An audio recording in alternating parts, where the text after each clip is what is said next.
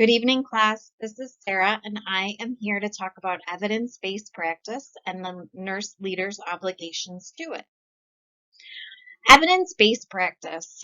So basically boils down to the practice of nursing in which a nurse is making her clinical decisions based on the most current research available, her own experience clinically, and the needs and preferences of her patient. Why is it useful? It can do a lot of things for us. It can increase our patient satisfaction.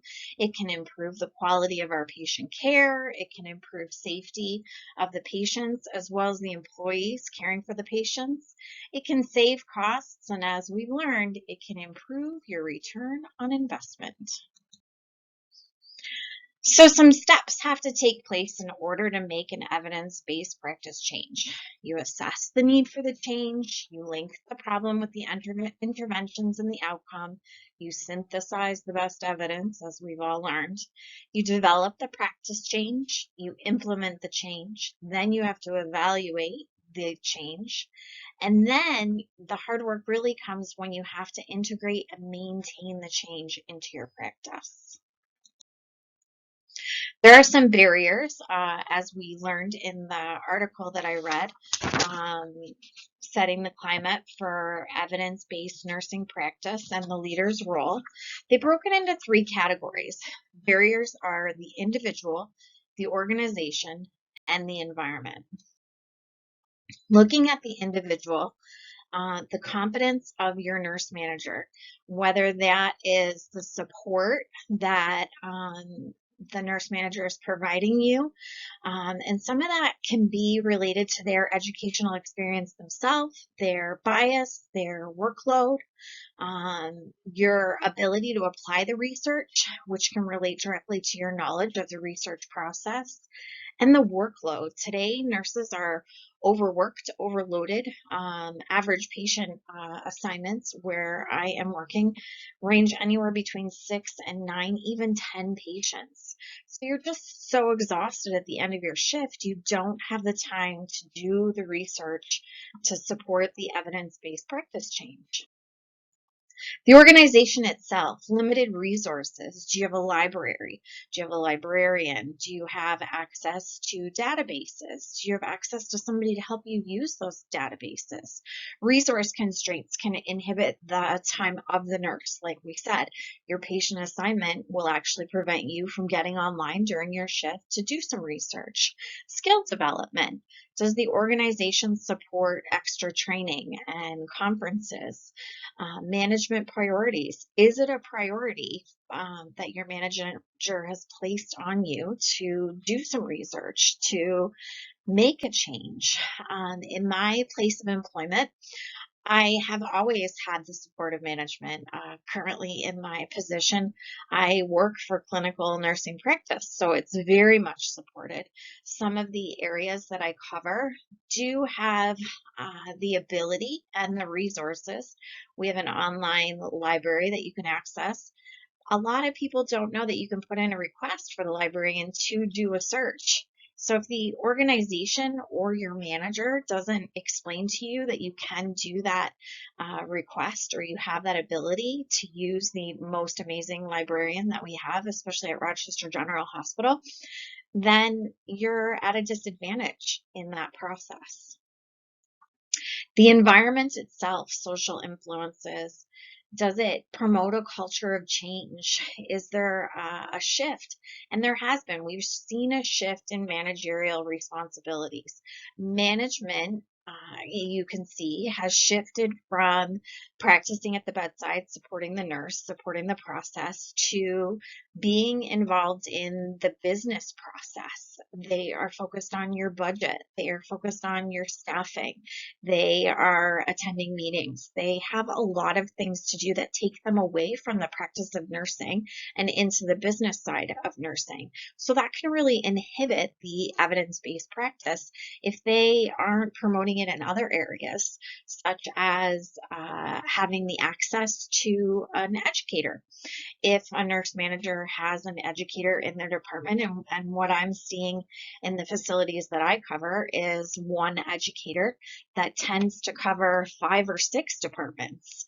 And if you look at what it is that they're doing as an educator, as a clinical nurse specialist, their responsibilities, they involve everything from training and onboarding the staff at a unit level, to maintaining their competencies, to extra trainings such as teaching them triage classes, teaching them skills days. Just maintaining the basics is a lot of what is on the clinical nurse specialist's plate and the educator's plate. The manager also, their responsibilities, like I said, have kind of shifted away from the evidence itself. The role of the nurse leader or educator, as we've learned through this course, role modeling is key. If your nurse leader isn't role modeling or supporting or encouraging evidence-based practice, such as when a nurse comes and says, okay, why am I doing this? A manager should really be encouraging them to say, well, why are you doing that? Maybe they do know, but to challenge somebody and say, you don't like a process, find out why we do it and look and see if there's a better way. It can really promote change on many levels. In one of my units, we're looking at monitoring and the alarms, and we have worked to changing our vital sign parameters as far as when nurses call providers. But what they didn't link is that they can change the parameters within the monitor, which will thus decrease your monitors from alarming and decrease essentially your natural instinct to tune them out, or their natural instinct to tune them out. Evidence shows if you can improve or decrease your monitors from going off, you actually can improve your patient outcomes. So just making somebody think, well, that isn't working, let's find a better way, let's look at the evidence. Creating networking opportunities. What are other facilities doing? What are other units doing? What is best practice?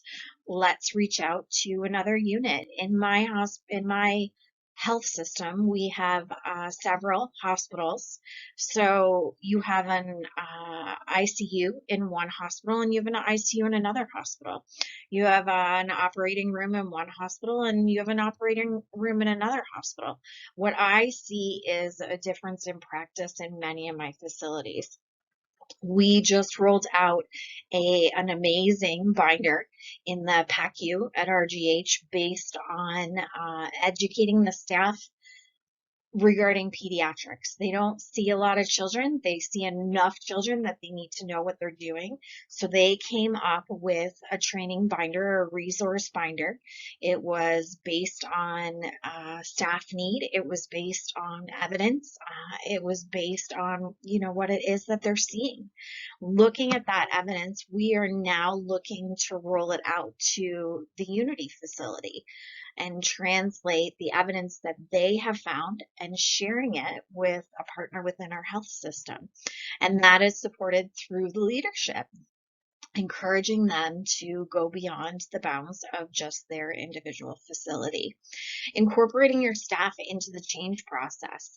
That project was a project that the manager kind of wanted herself. So she talked about it at the committee, the pediatric core team committee, and got some buzz going with her staff and incorporated them into how can we change this.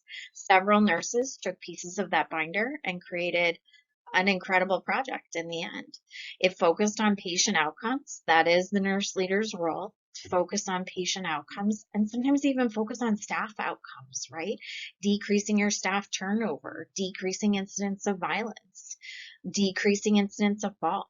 All of these things are things that the nurse leader needs to focus on, providing them access to resources as we talked about, and training and development. all important components in the role of the nurse leader in evidence-based practice. The responsibility of evidence-based practice falls on the individual, the nurse leader, you, and me. It also falls on the organization. As a whole, these two components need to work consecutively in sync in order to best support evidence-based practice. Thank you.